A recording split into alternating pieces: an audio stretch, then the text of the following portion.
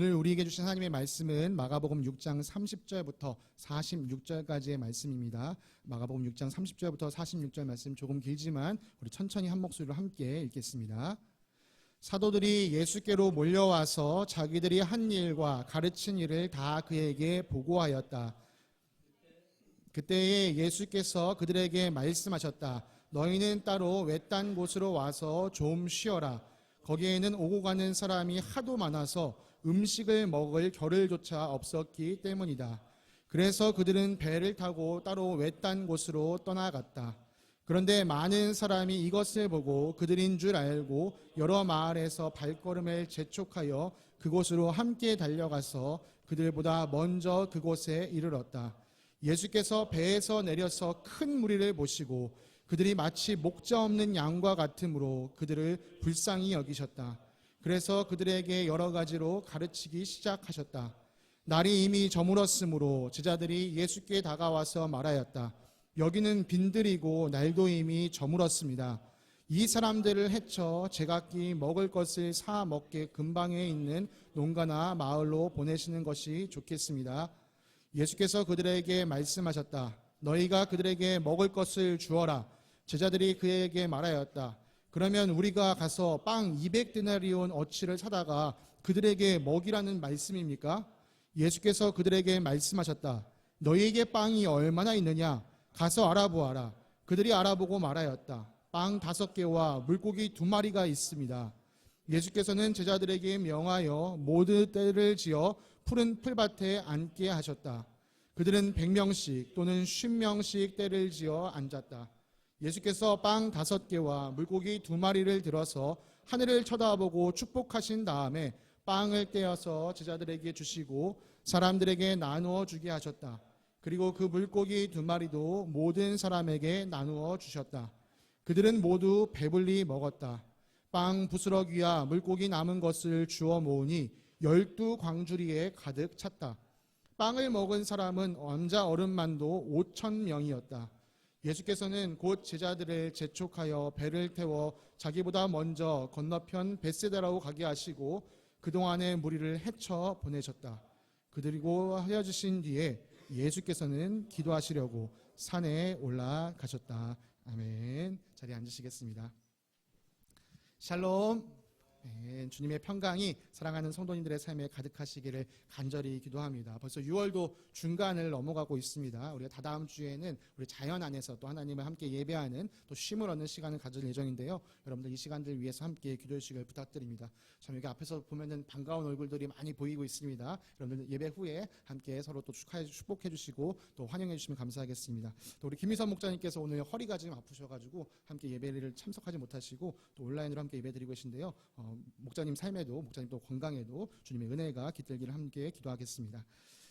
오늘 우리가 함께 읽은 이 본문은요, 교회를 다니시는 분들에게는 이 오병이어의 기적이다라고 해서 잘 익숙히 알려진 말입니다. 오병이어는요, 오늘 본문에 등장하는 이 빵 5개, 물고기 2마리를 이 사자성어로 풀어서 표현한 건데요. 5, 5, 떡병. 옛날에는 빵이 없었기 때문에 떡병, 2, 2, 물고기 그래서 오병이어라고 우리가 부릅니다. 교회를 다니시지 않은 분들도 사실은 이 오병이어에 대한 이야기는 한 번쯤은 들어보셨으리라고 생각합니다. 여러분 이런 이야기, 이 오병이어 이야기를 예수님을 믿지 않는 사람들이 들으면 어떻게 들릴까요? 아마 이게 좀처럼 믿기 힘든 이야기로 들릴 겁니다. 그리스 로마 신화나 전설 같은 이야기로 들리기 쉽습니다. 아니요, 사실 신앙생활을 오래 하신 분들 중에서도요, 여전히 이런 이야기를 대하실 때, 야, 이거는 좀 포장된 얘기가 아닐까? 좀 예수님을 과장되게 표현한 건 아닐까?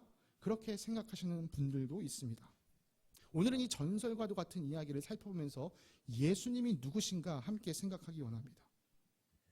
자, 오늘 본문 이야기에 앞서서 간단한 성경 지식을 또 하나 짚고 넘어가겠습니다. 우리가 지난번에도 말씀드렸는데요. 성경에는 예수님의 생애를 기록한 책인 복음서가 총 4권이 있습니다. 마태, 마가, 누가, 요한. 우리는 그 중에서 마가복음이라는 책을 가지고 지금 예수님에 관해서 살펴보고 있습니다. 여러분 마태, 마가, 누가, 요한이 4명이요. 예수님에 관한 이야기를 할 때요. 각자가 예수님에 대해서 더 가르치고 싶은 것, 전하고 싶은 것에 좀 더 중점해서 이야기를 기록했습니다. 오늘날도 한 가지 사건이 터져도 기자가 누구냐에 따라서 이 관점을 좀 다르게 쓰긴 하는 것처럼 이 4명의 사람들도 예수님의 이야기, 그 한 이야기를 가지고 각자가 좀 더 강조해야 할, 주목해야 할 이야기들을 전했습니다. 말씀드린 것처럼 이 마가복음서는 그 중에서 가장 짧은 책, 가장 긴박한 상황에서 급하게 전해져야 했기 때문에 모든 것들을 많이 요약한 책입니다. 그런 점에서요, 여러분, 이 4사람이 성경에 다 기록했다라고 한다면 그 이야기는 예수님을 전하는 데 있어서 아주 중요한 이야기라고 할 수 있겠죠. 네, 오병이어 이야기가 그렇습니다. 이 사복음서에 이 오병이어 이야기는 빠지지 않고 다 기록되어 있습니다. 그런데 여러분 한번 생각해 보시기 바랍니다. 빵 5덩어리와 물고기 2마리로 수천 명의 사람이 먹었다. 이 이야기가 오늘날 우리에게만 황당한 이야기로 들릴까요? 오늘날 우리는 이제 과학적인 지식이 축적되어서 이 질량 보존의 법칙이란 게 있어. 그런 건 말도 안 돼. 우리만 그렇게 생각했을까요? 그 당시 사람들은 이 이야기를 듣고 아니 어떻게 그럴 수가 있어? 이런 생각을 하지 않았을까요?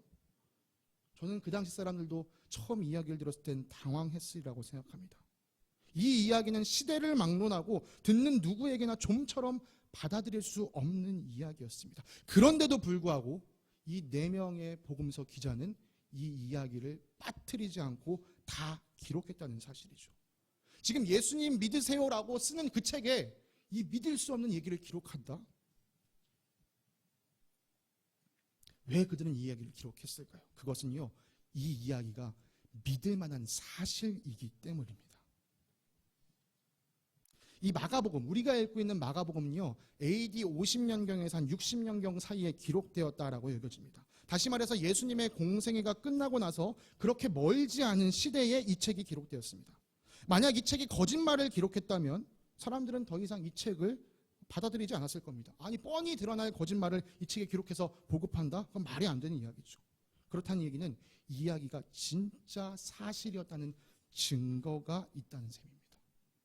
예, 여러분, 이 책이 기록되어 전파될 당시에는 예수님께서 일으키셨던 이 기적에 동참했던 사람들이 있었습니다. 오늘 성경에 따르면 이 기적에 통해서 배불리 먹은 사람들이 남자 어른만도 5,000명이었다라고 얘기하는데요. 당대에는 사람 수를 셀 때 이 성인 남성 위주로만 셌었습니다. 그러니까 이 자리에는 사실 이 남자 어른 5,000명 이외의 사람들이 있었죠. 마태복음에서는 그걸 분명하게 표현해 줍니다. 먹은 사람은 여자들과 어린 아이들을 외에 어른 남자만도 5,000명쯤 되었다. 그리고 요한복음에 따르면요, 예수님이 받으셨던 이 도시락 빵 5개와 이 물고기 2마리가요 한 아이에게서 왔다라고 전합니다. 다시 말해서 예수님께서 일으키신 이 놀라운 기적의 자리에는 수많은 아이들이 있었습니다. 그리고 마가복음이 전파될 당시에 이 아이들은 증인이 되어서 이 이야기가 사실이야 라고 말해 주었던 것이죠. 오늘날 우리가 듣기에는 이 허무맹랑한 전설과 같은 이야기지만 이 일을 직접 경험한 수많은 증인들이 있었기 때문에 당시의 이 이야기는 사실로 받아들여질 수 있었습니다. 물론 여전히 증인들이 있었지만 어떤 사람들은요, 그게 어떻게 말이 돼, 내가 경험해보지 않으니까 난 못 믿겠어 라고 말하는 사람도 있었습니다. 네, 그러나 이 이야기를 증명하는 수많은 증인들로 인하여 이 이야기는 사실로 증명되었습니다. 그래서 4명의 복음 기자가 그 누구도 빠지지 않고 이 이야기를 함께 기록했던 것이죠. 자, 그래서 우리는요, 이 이야기를 다시 바라봐야 합니다. 이 이야기는 예수님을 신격화하기 위한 신화나 전설같이 지어낸 이야기가 아니라 이 이야기가 전해질 당시에 이 일을 증언할 수 있는 수많은 증인들이 있었던 사건이다라는 관점으로 우리는 이 이야기를 집중해야 합니다. 오늘 말씀을 차근차근 한번 살펴보겠습니다. 30절 말씀에 이렇게 기록되어 있습니다. 사도들이 예수께로 몰려와서 자기들이 한 일과 가르친 일을 다 그에게 보고하였다. 이 이야기는요, 오늘 본문보다 조금 앞에 있는 마가복음 6장 앞에서 이야기가 지금 이어지고 있습니다. 마가복음 6장 7절에 보면요, 예수께서 제자들을요 2인 1조로 구성하셔서 전도 실습을 내보내셨습니다. 예수님은 이들이 기적을 행할 수 있도록 특별히 귀신을 내쫓고 또 병을 고칠 수 있는 능력을 이들에게 함께 해주셨습니다. 그래서 제자들이 돌아다니면서요 회개하라고 말씀을 선포하면서 수많은 귀신들을 쫓아내고 또 수많은 병자들을 고쳐주었습니다. 예수님이 하셨던 일을 그대로 이들이 행했습니다. 그렇게 제자들이 2인 1조로 전도 실습을 마치고 지금 예수님께 돌아와서 자기들이 한 일을 그리고 자기들이 가르친 일을 예수님께 지금 보고하고 있는 거예요. 이들이요 자기들이 예수님처럼 일한 거 보고 얼마나 기뻤을까요? 막 감정이 막 고조가 돼서 막 예수님 우리가 얘기하니까요 정말 귀신이 쫓아가답니다. 예수님 우리가 행하니까요 정말 병자들이 나았습니다. 예수님 우리가 회개하라고 사람들에게 선포하니까요 사람들이 통회하면서 회개했습니다. 이들이 감정은 많이 고조되어 있었겠지만 사실 육체적으로는 엄청 피곤했을 거예요. 예수님 보시기에 눈이 퀭해 보였어요. 그래서 예수님이 어떻게 하셨나요? 너희는 따로 외딴 곳으로 가서 좀 쉬어라. 얘들아 너희 정말 수고 많았어. 근데 너희 지금 좀 쉼이 필요할 것 같아. 얼마나 그 예수님 주변에 사람이 많았던지 음식을 먹을 겨를조차 없었다. 제자들이 와서 밥 먹을 겨를도 없었던 거예요. 그래서 예수님은 이들을요 배를 태워서 외딴 곳으로 보내셨습니다. 그런데 이미 이 지역에는요 예수님에 관한 소문이 쫙 퍼져 있었습니다. 그래서 예수님이 어디로 가시면은 사람들이 우르르르 몰려왔습니다. 예수님과 제자들이 탄 배가 한 마을로 들어간다라는 소문이 퍼지자 그 주변에 있던 모든 마을 사람들이 항구와 해변가로 쫙 모여들었습니다. 그래서 예수님께서 배에서 내리시려고 하니까 이미 바닷가에 사람들이 꽉 차 있는 거예요. 예수님이 그들을 보시니까 마치 목자 없는 양떼처럼 보였습니다. 그래서 그들을 불쌍히 여기시고 그들을 빈들로 데려가셔서 여러 가지 말씀을 가르치셨습니다. 예수님의 가르침은 하루 종일 계속되었습니다. 그래서 날이 저물어 버렸죠. 그때 제자들이요 이제 날이 저문 것을 보고 예수님께 다가왔습니다. 선생님 여기는 지금 빈들입니다. 날이 이미 저물었습니다. 여기에서는 먹을 것을 얻을 수 없으니 사람들을 다 흩어보내서 각자 마을에 가서 먹을 것을 구하게 하십시오. 그때 예수님은 제자들에게 이렇게 말씀하셨습니다. 너희가 그들에게 먹을 것을 주어라. 여러분 이 말을 들은 제자들은 깜짝 놀랐어요. 왜냐하면 지금 사람의 수가 어마어마했거든요. 싹 들어보고 셈 빠른 제자가 팍 계산했습니다. 아니 예수님 무슨 말씀이세요? 지금 이 사람들 다 먹이려면은 우리가 200데나리온어치 빵이 필요할지도 모릅니다. 여러분 이 데나리온이라는 화폐가 여러분에게 익숙하지 않으신데요. 당대 노동자가 하루 벌어서 벌을 수 있는 돈이 1데나리온. 그러니까 지금 200데나리온은 200일어치 거의 연봉을 지금 쏟아부어야 하는 상황입니다. 제자들에게는요 이 이야기가 정말 당황스러운 얘기였어요. 왜냐하면 우리가 아까 예수님께서 제자들을 전도 실습에 보냈다고 하셨잖아요. 그때 예수님께서 제자들에게 뭐라고 말씀하셨냐?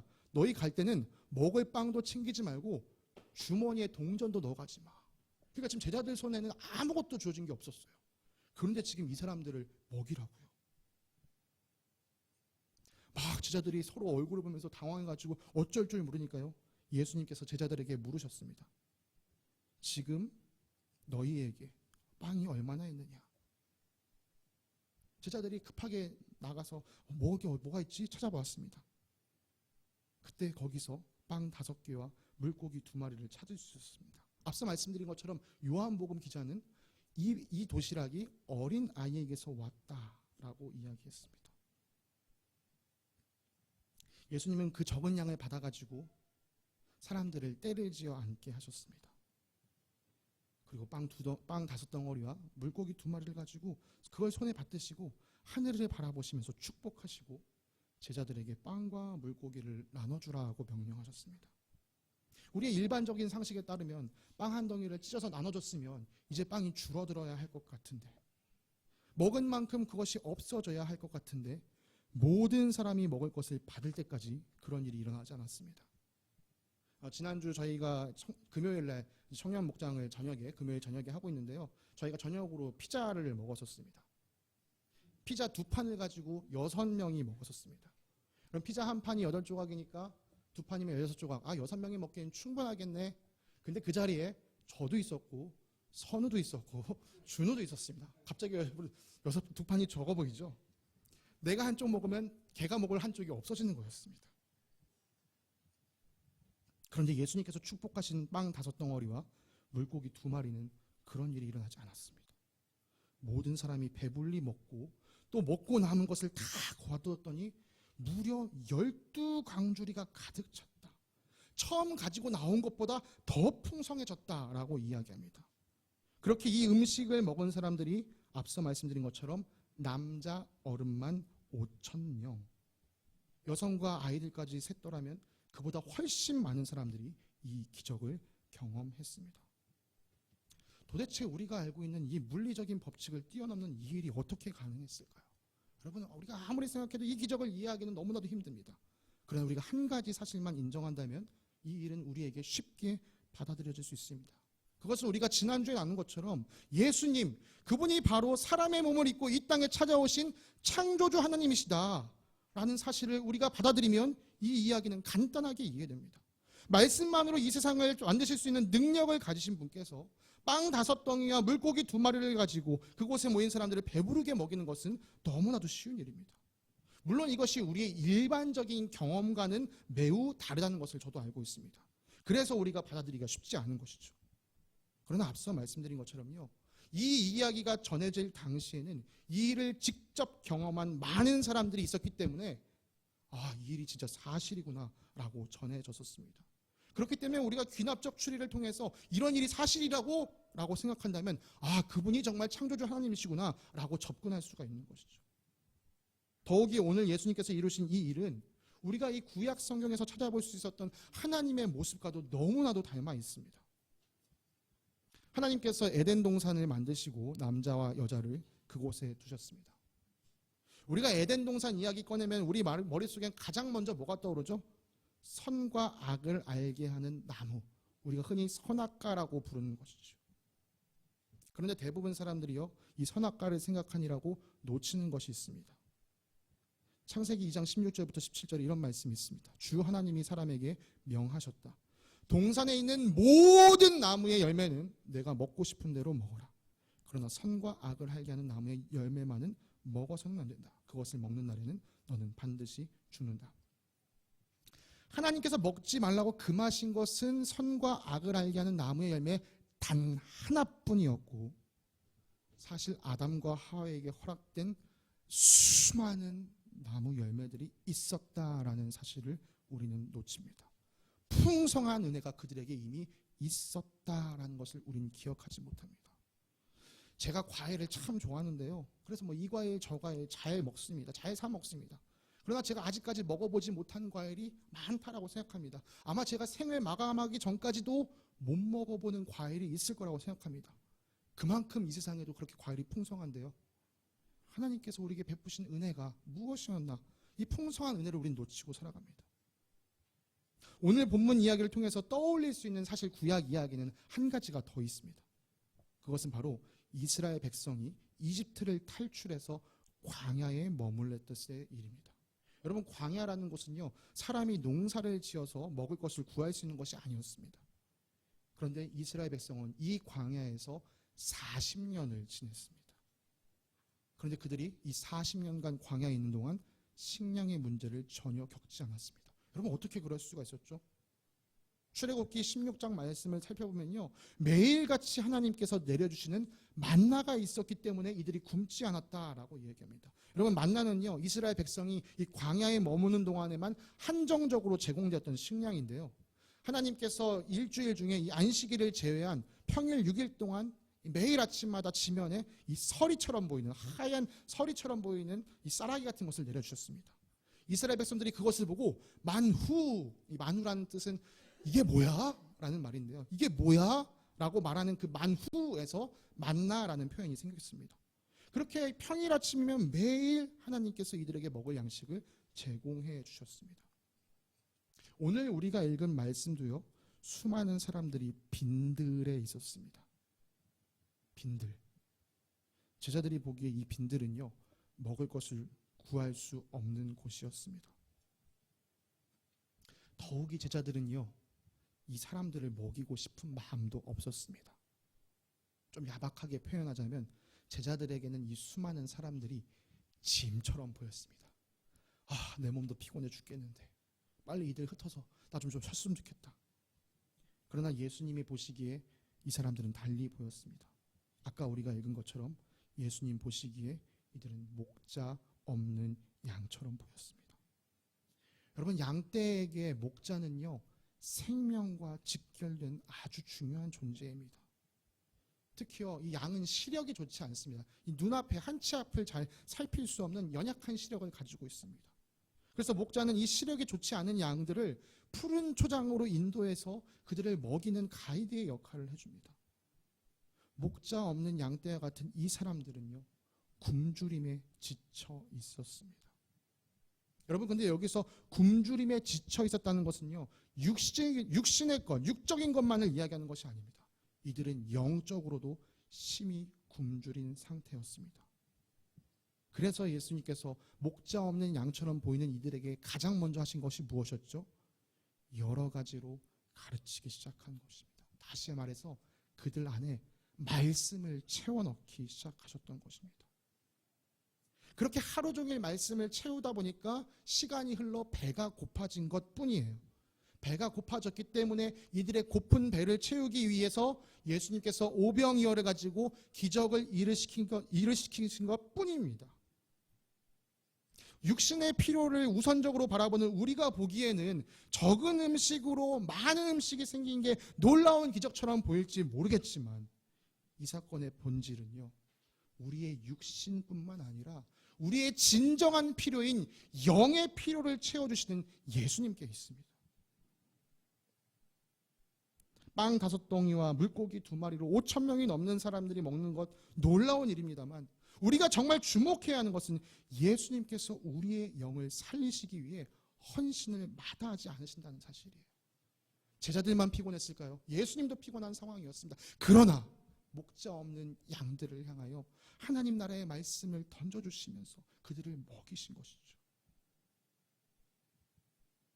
그런데 그 자리에서 하루 종일 예수님을 통해 이 영적인 공급을 받았던 사람들조차 예수님께서 자신들 눈앞에서 일으키신 오병이어의 기적에 눈이 멀어버렸습니다.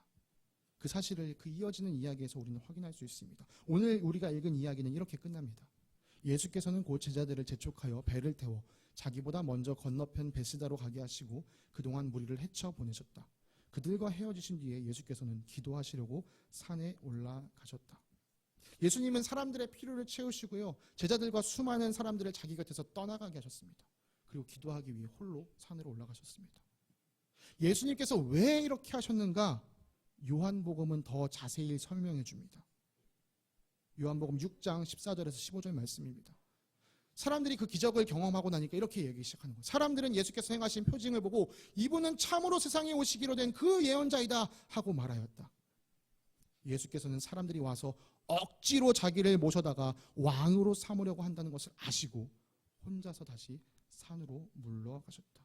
사람들은 이전에 경험해보지 못한 이 놀라운 기적을 경험하고, 우와, 이런 분이 왕이 되신다면 우리 앞으로 굶는 일은 결코 없겠구나. 아니, 이런 분이 왕이 되신다면 지난 400년간 외세의 침략 가운데 짓눌려 있던 우리 민족, 특별히 지금 이 로마 제국에 짓눌려 있는 우리 민족, 이분이 독립시킬 수 있겠구나. 그러나 이것은요, 예수님께서 이 땅에 오신 목적과는 전혀 다른 일이었습니다. 우리 지난주에 읽었던 마가복음 10장 45절, 인자는 섬김을 받으러 온 것이 아니라 섬기러 왔으며 많은 사람을 구원하기 위하여 치를 몸값으로 자기 목숨을 내주러 왔다. 네, 예수님은 자신이 왜 이 땅에 오셨는지 그 이유를 분명히 알고 계셨습니다. 그래서 사람들이 주변에서 와, 이런 기적을 일으키는 분이라니, 당신이 우리의 왕이 돼야 됩니다 막 이러고 있을 때 이 세상에서 우뚝 서신 것이 아니라 가장 낮은 십자가로 향하기 위해서 사람들이 없는 산으로 올라가 기도하신 것입니다. 그렇게 예수님은 무리와 떨어지셨지만 이 무리는 집요하게 예수님을 따라왔습니다. 집요하게 따라오는 그 무리를 향해서 예수님은 이렇게 말씀하십니다. 내가 진정으로 너희에게 말한다. 너희가 나를 찾는 것은 표징을 보았기 때문이 아니라 빵을 먹고 배가 불렀기 때문이다.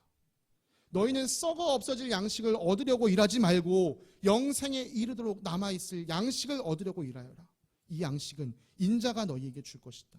아버지 하나님께서 인자를 인정하셨기 때문이다. 사람들이요, 예수님이 이렇게 말씀하시니까 사람들이 막 물었습니다. 우리가 무엇을 하여야 하나님의 일을 하는 것이 됩니까? 예수님이 이 질문에 이렇게 대답하셨습니다. 우리 요한복음 6장 29절 말씀 우리 한 목소리로 함께 읽겠습니다. 예수께서 그들에게 대답하셨다. 하나님께서 보내신 일을 믿는 것이 곧 하나님의 일이다. 아멘. 여러분, 무엇이 하나님의 일이라고요? 하나님께서 보내신 일을 믿는 것, 그것이 하나님의 일이다라고 예수님 말씀하십니다. 그 일을 행할 때 하나님께서 우리에게 영생에 이르도록 남아있을 양식을 주십니다. 하나님께서 누구를 이 땅에 보내셨습니까?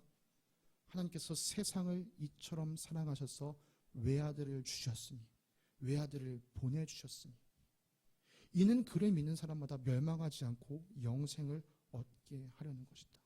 하나님은 유일한 아들 예수 그리스도를 이 땅에 보내주셨습니다. 그래서 그를 믿는 사람이 영생을 얻게 하셨습니다. 왜 이런 일을 행하셨다고요? 하나님께서 세상을, 우리를 이처럼 사랑하시기 때문입니다. 예수님은 우리를 향한 하나님 사랑의 실체입니다.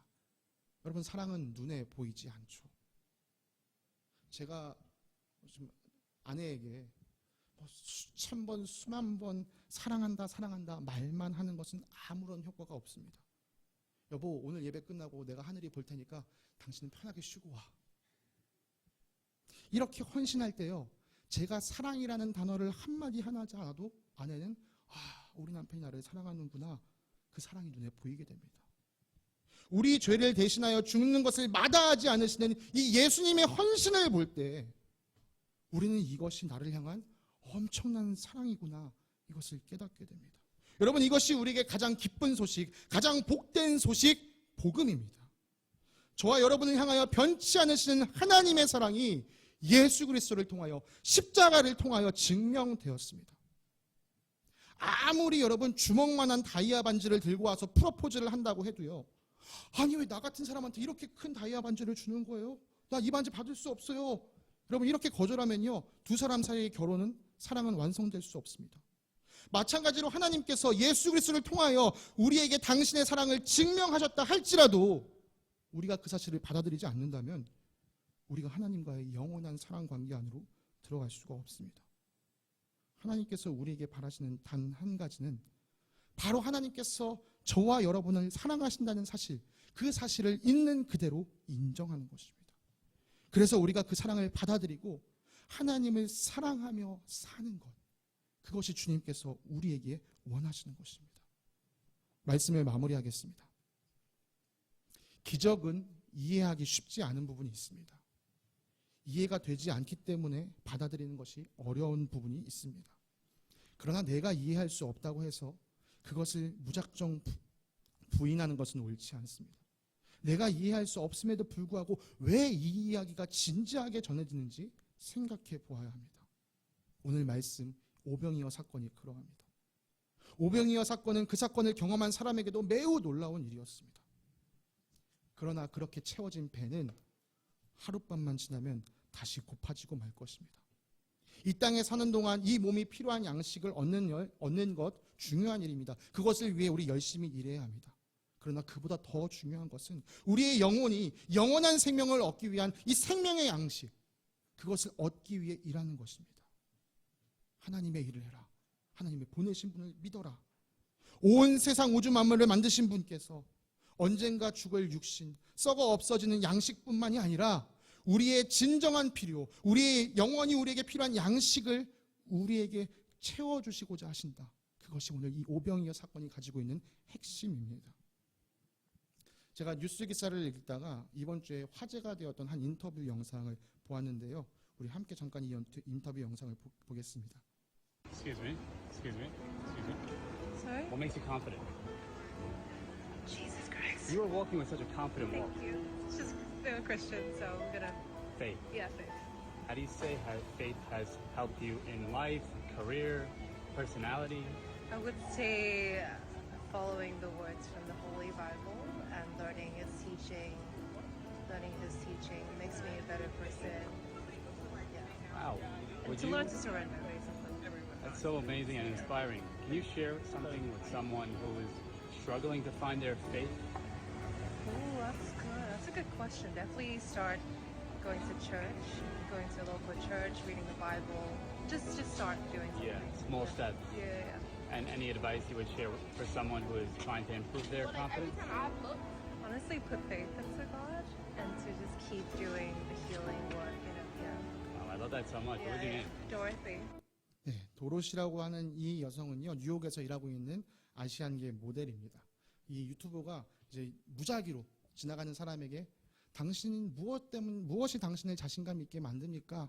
라고 질문을 던졌는데 이 여인이 대답한 것은 예수 그리스도였습니다.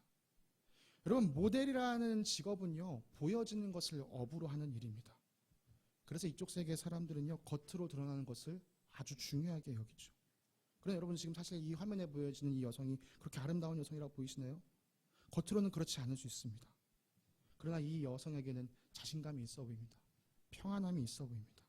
그것은 겉으로 드러나는 자신의 모습이 아닌 자신 안에 충만하게 거하시는 예수 그리스도 덕분이었습니다. 예수님으로 인하여 충만하게 채워진 그 영은 평안함을 누립니다. 우리 주님께서 여러분에게도 그 충만함을 채워주기를 원하십니다. 여러분, 눈에 보이는 필요요, 중요합니다. 그러나 우리의 영의 필요가 우선입니다. 우리의 영의 필요가 충족되어지는 것, 그것을 위해 우리가 주님께 더욱 집중해야 합니다. 주님께서 저와 여러분의 영을 채워주시는 이유는 딱 하나입니다. 그것은 저와 여러분을 사랑하시기 때문입니다. 오늘도 변함없이 여러분을 향해 흘러가는 이 사랑을 받아들이시기 바랍니다. 그리고 그 사랑을 받은 자로서 나를 사랑하여 주시는 하나님을 사랑하고 또 내게 부어주시는 그 넘치는 사랑을 옆에 있는 사람에게 흘려보내면서 하나님의 뜻, 하나님을 사랑하고 이웃을 사랑하는 그 뜻을 이루며 살아가는 우리 모두가 되기를 간절히 바랍니다. 함께 기도하겠습니다. 영원부터 영원까지 변치 않는 사랑으로 우리를 품어주시는 하나님 아버지, 감사합니다. 오늘 우리에게 예수님이 누구신지 생각할 수 있는 귀한 기회를 허락하신 주님을 찬양합니다. 주님, 우리가 오늘 살아가는 삶에서 필요한 은혜뿐만 아니라 우리가 영원토록 살기 위해 필요한 은혜를 풍성히 채워주시는 분이심을 우리가 바라봅니다. 저희가 이 사실을 믿으며 주님 안에 거하기를 기뻐하며 주님의 사랑을 받아들이며 주님을 사랑하기로 결단하고 다짐하는 자들 되게 하여 주시옵소서. 감사드리며 거룩하신 우리 주 예수 그리스도의 이름으로 기도드립니다. 아멘.